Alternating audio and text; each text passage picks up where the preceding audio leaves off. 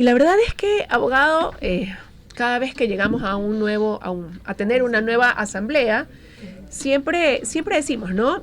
Esperamos que esta asamblea sea mejor y comiencen bien las cosas, pero de repente se da ese desgaste y otra vez la asamblea termina siendo ese escenario de revanchismo político que a lo mejor a muchos les cuesta entender cómo alguien quiere postularse como candidato a la asamblea.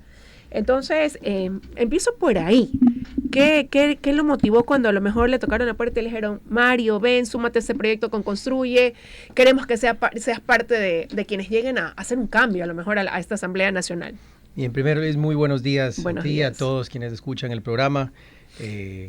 Mi sentimiento también admiro mucho tu trabajo, así que qué pena que Muchas gracias. estoy seguro que es por decisiones importantes. Y como dijo Luis Antonio hace un momento, ojalá regreses pronto. Gracias. Dicho eso, hay dos elementos importantes. Y creo que como ciudadano que me he formado, y no lo digo por si acaso por jactarme, sino como parte de esa reflexión.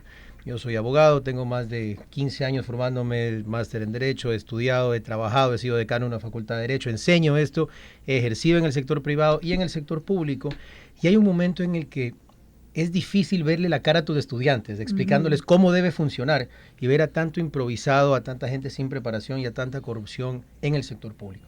Desde ahí la motivación de decir, considero que tengo las herramientas, la capacidad y la experiencia necesaria para ejercer un cambio positivo y ayudar a que el país salga adelante. Tengo 2 hijos chiquitos, mi segundo hijo nació en mayo de este año y no me quiero ir del Ecuador. Es un sentimiento que lastimosamente a inicios de este año lo volví a sentir. Dije, no quiero. Yo ya me fui del Ecuador. Sí, durante el correísmo, y esto para esos trasnochados que dicen que Construyes correísta, por el amor de Dios, vean la historia completa, ¿no? El haber sacado a guarderas por cometer ilegalidades no significa borrar toda una historia de ataque y de combatir frontalmente a la corrupción, venga donde venga, no importa el color que tenga, ¿verdad? Y eso a mí me llevó en su momento a salir de mi país, ¿verdad? Con el correísmo yo también fui perseguido y tuve que irme y regresé después de que Lenín Moreno le puso freno. No quiero volver a hacerlo. Y mi forma de evitar eso y evitar que el resto de ecuatorianos y padres sigan perdiendo a sus hijos es poner mi contingente al servicio del Ecuador. Por más duro que sea, y te decía lo segundo, también debo reconocerlo, porque me lo pidió Henry Cucanó. Y mi hijo nació en mayo, yo había hablado con mi esposa que iba a tomarme una pausa en la política, pero ya cuando Henry llama, digo, bueno, aquí hay un hombre bueno, preparado, formado, con experiencia, con la cancha. No puedo no meterme a pelear cuando hay un líder como estos y yo tengo la capacidad de hacerlo, porque luego entonces ¿con qué justificación me quejo? Claro, ¿no? Y quienes conocemos a Henry Cucalón tenemos la visión que usted también tiene, pero hoy parecería que, según las encuestas, al menos lo que dicen, la cancha está entre Luisa González y Daniel Noboa nuevamente, y algunos anticipan sin opción ni siquiera una tercera vía. Gracias por tocar ese tema y me da la apertura. Justo vengo en eso. Por Dios, no comamos cuento, porque lo que están mostrando muchas encuestas es la parte sesgadita. ¿Cuál es la clave? Según la encuesta que uno consulte, del 39 al 61% de los ecuatorianos no han decidido su voto. Considerando que para pasar a segunda vuelta necesitas 22-23% por cómo se dan las elecciones en este país, todavía nada está dicho. Sin duda, hoy todavía hay una u otra opción, pero en la misma época, el año pasado, el segundo era Yacu Pérez, y el presidente actual que terminó ganando no tenía ni el 4% de intención de voto, faltando un mes para las elecciones. Es más, previo al debate no llegaba al 5%, ¿verdad? Mucha gente dice que fue por el asesinato a Fernando. Yo le digo que la realidad la veo desde la docencia.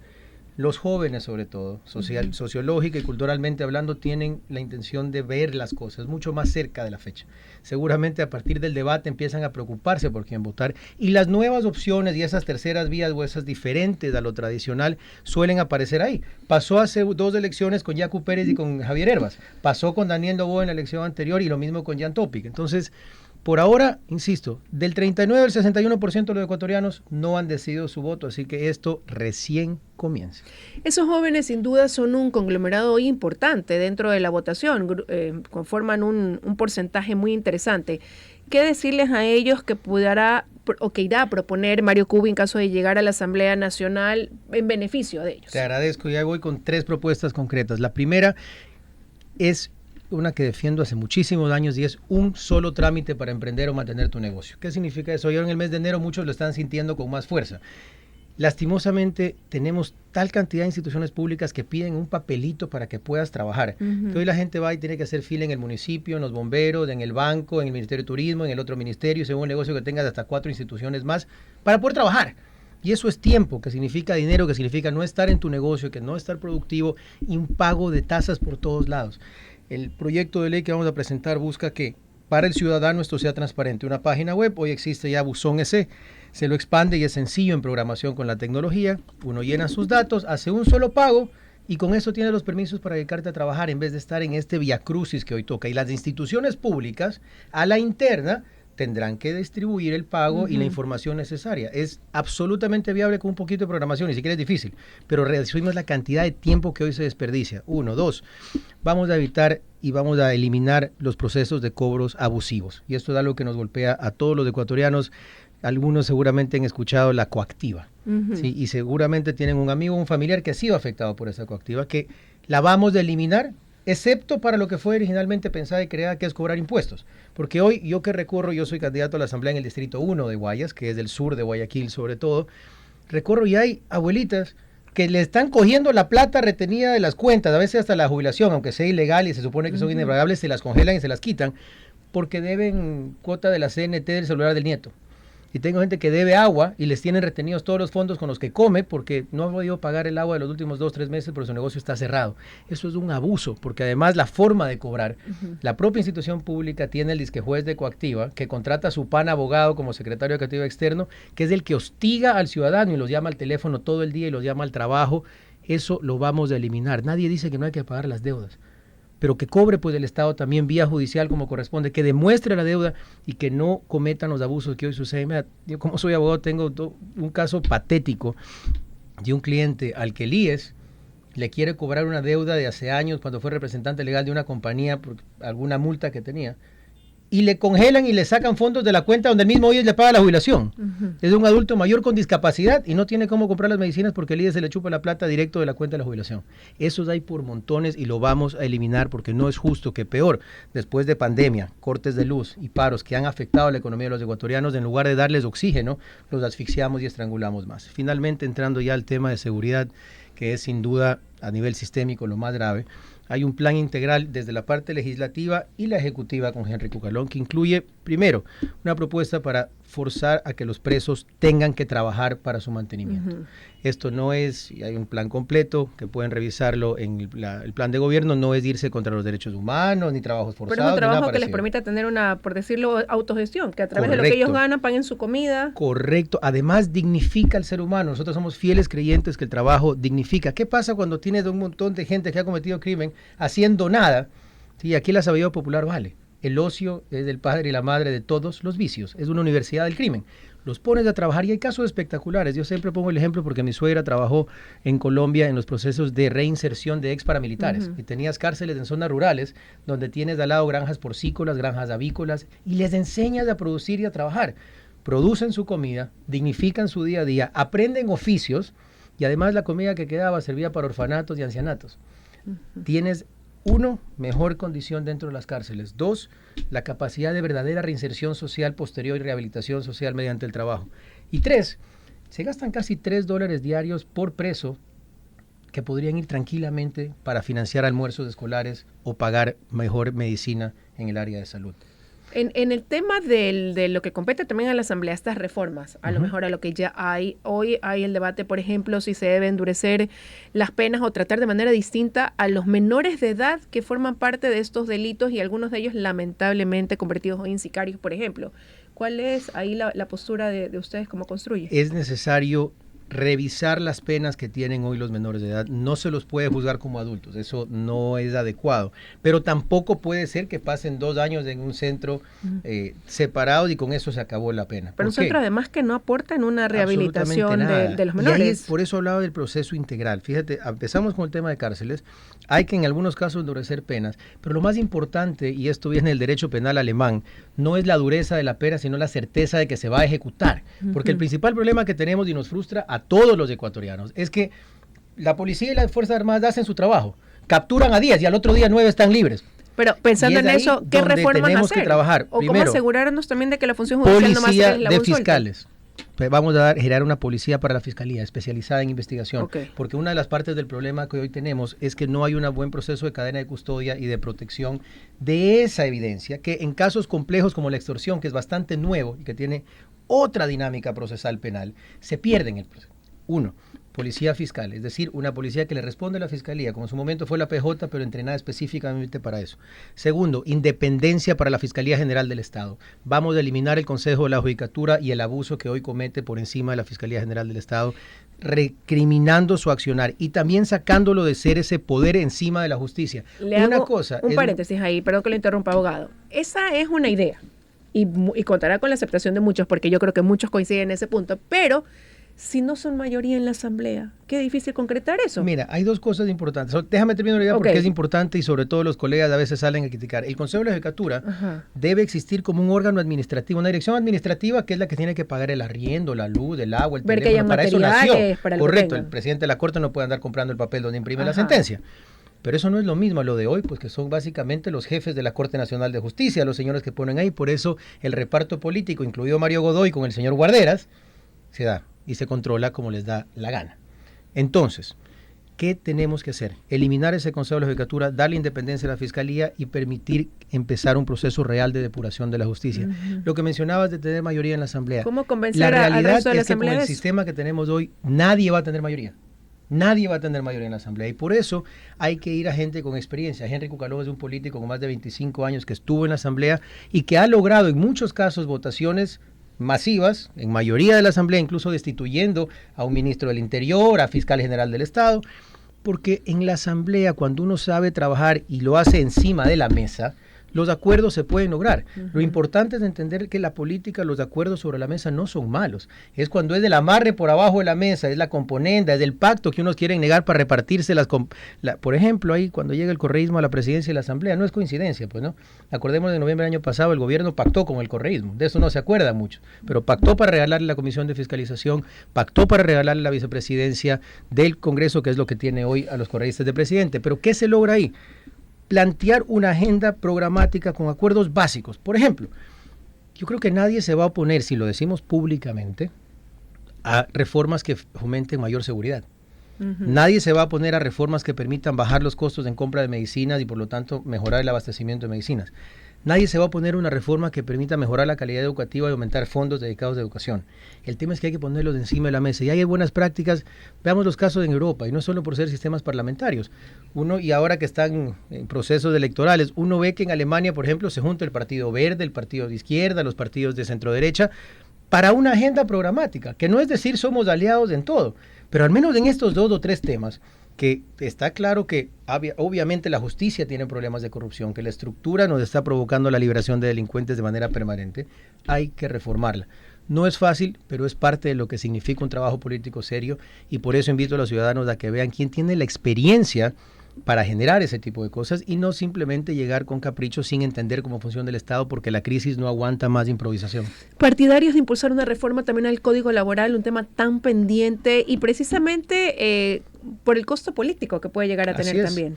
Así es. Mira, muchos de los consultores políticos nos dicen que no lo digamos. Pero ahí Henry y yo tenemos un defecto y es que no somos populistas, somos gente que quiere cambiar las cosas para bien y diciendo la verdad. Efectivamente, no podemos ir con un código que se aprobó en 1938, es anacrónico, lo único que ha generado es que la gente no tenga trabajo y recordando una cifra básica, en el Ecuador, 6 de cada 10 ecuatorianos no tienen empleo formal. Esa es la realidad. El mejor termómetro de que el sistema no funciona es que ni siquiera la mitad del Ecuador tiene trabajo. Vamos a una reforma integral que incluya todas las modalidades de trabajo modernas que van. Mira, hay tantos jóvenes que hoy trabajan informalmente con empresas en el exterior vía remota, que no tienen protección social, que no tienen ningún reconocimiento en materia de impuestos, que podrían ser parte de la economía formal, que son pagados por empresas como Amazon, por Motemu, que trabajan a nivel de servicio de cliente digital, no están reconocidos. El teletrabajo crece cada vez más, el trabajo nómada, y sí, también el contrato por horas, con protección social, con afiliación a la seguridad social. No es volver a lo que había antes, que era un abuso, es poder contratar por horas porque la tecnología y la velocidad de la economía exige eso, porque incluso los negocios más chiquitos, yo siempre pongo el ejemplo de la panadería. En la panadería de barrio, cuando están haciendo, de repente sí necesita un muchacho que de 5 de la mañana, 8 de la mañana ayude a amasar el pan y a vender, pero no le alcanza para pagar un sueldo a tiempo completo porque el resto del día ya no vende tanto. Hoy, ¿qué pasa? Que la tienda no crece porque no tiene cómo contratar a nadie, o lo contrata en informalidad y le paga $2 la hora igual, en lugar de generar un proceso en el que crece la panadería, gana oficio el joven que está ahí y poco a poco crecen juntos, como pasa en todos los países del mundo. Y para los que quieran criticar ese contrato por horas con protección social, los invito a que revisen todos los países desarrollados del mundo, con las mejores protecciones laborales y derechos humanos. Alemania, Inglaterra, Canadá, Nueva Zelanda, Australia, tienen contrato por horas y funciona. El problema es que hay que hacerlo adecuadamente. Otro tema complejo, reformas a la seguridad social. Para muchos la seguridad social es una bomba de tiempo. En el gobierno del expresidente Guillermo Lasso se conformó una comisión de expertos, dieron recomendaciones y ahí quedó. Sí. Mira, el problema principal de la seguridad social en este país está conectado directamente a lo que hablábamos sobre el trabajo. Si solo 3 de cada 10 ecuatorianos aportan a un sistema que es piramidal, porque hay que decir las cosas como son, ¿ya? El IES funciona con los aportes de ahorita para pagarle a los que están jubilados. Pero cada vez hay menos gente que aporta. Exacto. Lo que hay que hacer, en lugar de estar pensando, igual que con la parte tributaria, ¿cómo carajo le apresto más del cuello la gallina de los huevos de oro, que somos la clase media que aporta, y los pocos jóvenes formal que están en trabajo formal que aportamos? Hay que ampliar eso. Si en lugar de ser 3 de cada 10, llegamos a 5 de cada 10, se acaba el problema actuarial. No hay necesidad de subir los aportes, eso no lo vamos a permitir. No hay que seguir abusando de la gente que hoy trabaja y aporta. Lo que hay que hacer es facilitar la creación de empleo, facilitar la contratación. Y ahí es donde paso también a la propuesta de cambio radical en la parte económica que se conecta a esto. Porque si generamos más puestos de trabajo, el problema del día se acaba. Es ir a una economía donde el Estado se dedica solamente a sus tareas claves: seguridad, salud y educación. Vamos a eliminar por completo la figura basura socialista que crearon en Montecristi de los sectores estratégicos. En electricidad, que invierte el sector privado; en petróleo, que invierte el sector privado; en carreteras, que vamos a concesión en prácticamente todas las carreteras de este país; en construcción, podemos trabajar en alianzas público-privadas, en alianzas estratégicas para generación de vivienda social y masificar el empleo formal; abrirnos a la inversión internacional. Vamos a eliminar el ISD para que venga la inversión extranjera y atraer a los que pueden meter capital, porque lo que hay que entender es que sin plata no hay trabajo. Pero esto es conveniente hacerlo poco a poco, o más bien ir a una constituyente que cambie todo lo que dejó esa constitución hiperpresidencialista que hoy tenemos. Y socialista, por si acaso, también es recontracerrada. Antes de ir a lo de la Asamblea Constituyente, ¿por qué es importante esto? Y entender un concepto básico, porque no es privatización, cuidado, se confunden. Nadie está hablando de privatizar los bienes públicos, es gestionar la administración con el privado. Nadie va a entregar la posesión y la propiedad o el dominio del pozo petrolero. Pero gestionar, que pudiera quizás ser sinónimo en este caso de competir con el empresario privado, que el ciudadano ecuatoriano tenga la opción de escoger. Correcto, y en muchos casos que ni siquiera se mete el Estado. Por ejemplo, ¿qué carajo es el Estado vendiendo celulares? La CNT tiene que desaparecer. ¿Qué carajo tiene que estar haciendo el Estado en tantos servicios que da, donde no es su especialidad, donde además es ineficiente y hoy casi termina subsidiando una operación innecesaria? Petroecuador tiene que desaparecer. Y eso se traduce en reducir el gasto público. Pero también, por supuesto, reducimos gasto público y entonces la misma plata sí alcanza para seguridad, educación y salud, en vez de estar justificando sindicatos multimillonarios. Y la empresa privada, siempre lo demuestra la historia aquí y en el resto del mundo, es más eficiente en la gestión administrativa especializada. Vamos al ejemplo concreto, fácil de entender, como son las concesiones de carretera. Uno maneja por las carreteras concesionadas del Guaya, están hermosas. Cruzas por Calceta, Manabí, parece que te caes a la luna de los cráteres con los que te tocas. Vamos a la sierra, de Quito por la Panamericana, subes de Imbabura, bajas de la Tacunga, Ambato, parece que estás en Europa. Cruza de Chimborazo, que no quiere concesiones, y te caíste a Marte, pues se te destruyó los amortiguadores en un ratito. Funciona. Y el ciudadano, me acuerdo siempre del problema que había aquí en Guayas, en la vía a la costa, ¿no? Íbamos a pasar, nadie quería subir de 25 centavos por el costo político. De repente pasamos a $2 y la gente paga feliz. Porque hay una carretera que funciona, que está mantenida, que tiene servicio de auxilio, que me ahorra el costo de mi carro, que me conecta comercialmente, que mejora el turismo. Eso funciona a nivel país. Y además, dejamos de gastar la plata pública que tiene que ir a protección social y a seguridad, en lugar de estar generando negocios para tanta gente que además normalmente vienen con corrupción. Eso genera puestos de trabajo y eso deriva en más afiliados que protegen también la seguridad social. Pero, ¿y una asamblea constituyente o no? Porque muchos, siempre el tema es, debería hacerse, pero toma mucho tiempo, implica mucho dinero y el paso nunca se da. Y nosotros vamos a ir a una reforma constitucional en estos pasos como primera etapa. ¿Y por qué? Y esto, insisto, podría irme al populismo, decir, vamos directo a la constituyente, pero como conozco el Estado y conozco la crisis y la situación del país, le planteo a la gente reflexionar sobre esto. Una asamblea constituyente significa Primero, convocatoria de elecciones, pasan unos 6 meses. Para ir a la elección de que sí hay asamblea constituyente, pero tiene que ir con voto popular. Luego a elegir a los asambleístas constituyentes. Luego pasamos 6 a 12 meses de construir la constitución. Luego a las elecciones para ratificar la constitución. Luego a las elecciones para nuevas autoridades con las reglas de la nueva constitución. Y de ahí recién empieza el crear las nuevas leyes adaptadas a la nueva constitución. Estamos hablando de al menos un proceso de 2-3 años. Gastados 400 o 500 millones de dólares en elecciones. No aguanta tanto este país. Primero hay que parar la olla, hacer los cambios radicales que vía ejecutiva sí se pueden hacer con voluntad política y eventualmente hay que ir a una constituyente porque la constitución de Montecristi no se sostiene a largo plazo. Pero hacerlo de entrada es meternos en un show político, igual que está haciendo el gobierno de Noboa para no querer mostrar que ni en seguridad ha mejorado, ni en empleo ha mejorado, ni en salud ha mejorado y seguir en un show político que no le sirve a la vida de los ecuatorianos. Salud, usted decía que las personas puedan pagar menos por las medicinas y tener un acceso garantizado, algo que es un derecho. Correcto. ¿A través de qué? ¿Reformando qué? Dos cosas esenciales ahí. Primero, la integración con el sector privado y la tecnología. ¿Qué significa eso? Hoy, si ustedes comparan la compra de medicamentos, lo que paga el sector público por el mismo medicamento es al menos un 30% más de lo que paga el sector privado, entre corrupción y falta de eficiencia de gestión. Hoy tenemos tecnologías como la blockchain que puede permitir trazabilidad en los procesos de compras públicas, eliminando el contacto humano y reduciendo los espacios de corrupción. Podemos también implementar con la empresa privada mecanismos de solución. Ya se empezaron a pensar el año pasado que permitan tener menos puntos de contacto, menos intermediarios, compras directas que reduzcan el costo de la compra de medicinas.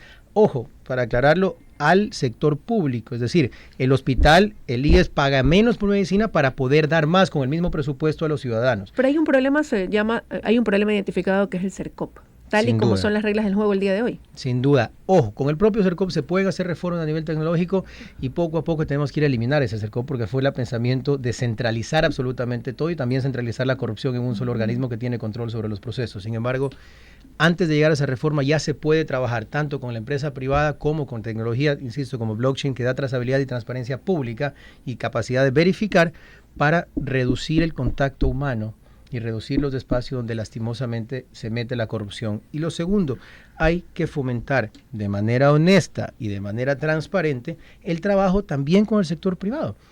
Es innegable quienes usan el servicio público que está prestado muchas veces a través de terceros privados, saben que es más eficiente. Las dializadoras funcionan sobre todo privadas. Muchos de los laboratorios funcionan privados. Lo que pasa es que se volvió un nido de ratas porque en lugar de tener un sistema transparente donde se vean precios públicos, empezó a haber arreglos entre el sector público y las clínicas privadas de los panas, por donde se iban llevando plata. Pero el lograr que muchas, sobre todo en temas pequeños, los hospitales públicos tienen que mantenerse, pero para atención más cerca al ciudadano, hay que trabajar junto al sector privado para hacerlo eficiente y hacerlo cercano, porque el ciudadano que está en una zona rural, a veces llegar al hospital del Guasmo o al Santiago Marín es un suplicio, a veces no les alcanza la plata para pagar los pasajes que les corresponde hacer y podrías descongestionar esos hospitales, sobre todo en atención primaria, en exámenes, en imágenes y en tipos de atención que puede hacerse a través de la cooperación con el sector privado y de manera más eficiente. Mira, una apendicectomía en el sector privado, en una muy buena clínica, te cuesta $1,500. Muchas veces en el sector público la facturan a $5,000. Ese es el nivel brutal. Es que ahí hay un problema y dicho por muchos, quizás es un secreto a voces, ya no es ni secreto a voces, pero hay mafias instauradas también en el manejo de la salud. Y esas son las que hay que combatir, por eso Henry Cugalón y yo trabajamos con el legado de Fernando Villavicencio, la patria o la mafia, y aquí estamos dando la cara con la misma fuerza contra toda la corrupción, y lo vuelvo a aclarar porque algunos a veces se confunden o la pauta en redes sociales los hace pensar que construye por haber sacado a guarderas del Consejo de Participación Ciudadana, solo combate a la mafia de ellos. La hemos combatido y combatiremos siempre, no importa si es verde, morada o arcoíris. La vamos a combatir, venga de donde venga. Suerte, abogado Cubi. El tiempo se nos acaba, ya habrá un próximo momento para conversar y que usted pueda seguir ampliando sus propuestas también de campaña. Así que suerte en estos días tan movidos, de tanto movimiento aquí en el país, a propósito de que iremos a las urnas el próximo 9 de febrero. Muchísimas gracias, Liz. Siempre un placer poder conversar. Ojalá vernos antes del 6. Que tenga un buen día. Vamos a una pausa y regresamos con más.